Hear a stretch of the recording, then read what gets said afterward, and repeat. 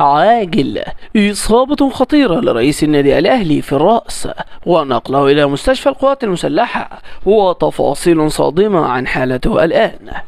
السلام عليكم ورحمة الله وبركاته.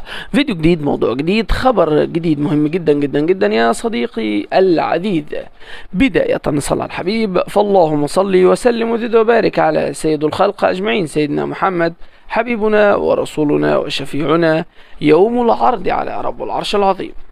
صديقي العزيز، رجاء أول ما تدخل معنا يا ريت تدعمنا باللايك الجميل وبالاشتراك في القناة ليصلك كل ما هو جديد عن سيد أسياد القارة النادي الأهلي وباقي الأندية المصرية الأخرى بالدوري الممتاز. أولا، كل واحد يسمع الفيديو ده بالله عليك اكتب تمنياتنا بالشفاء العاجل لمحمود الخطيب، وادعي له دعوة من قلبك ان ربنا يشفيه ويقومه بالسلامة.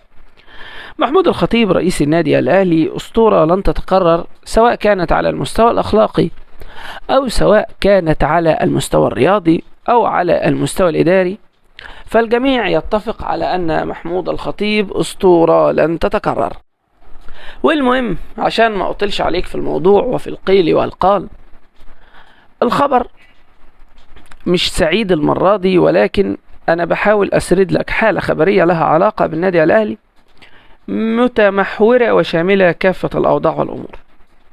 سيادة رئيس النادي الأهلي الأسطورة محمود الخطيب أثناء وجوده النهاردة طبيعي جدا، في وضع عادي جدا، يعني شعر بحالة من حالات الدوخة الشديدة جدا، وتم نقله بسرعة إلى مستشفى القوات المسلحة.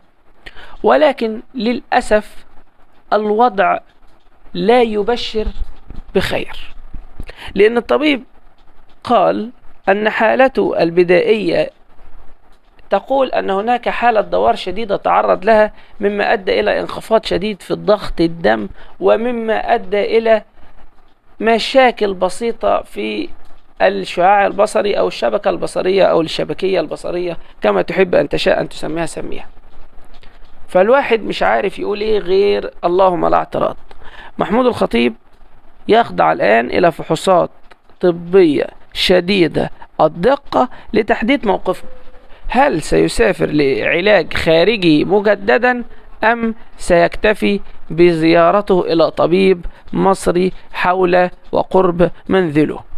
مش هطول عليك أكتر من كده، ده كل التفاصيل. بالله عليك يا أستاذ ادعي لمحمود الخطيب إنها تكون سليمة وربنا يقومه بالسلامة. تنساش دعمنا باللايك بالاشتراك، لا تنسى ذكر الحبيب، شارك برأيك في التعليقات، والسلام عليكم ورحمة الله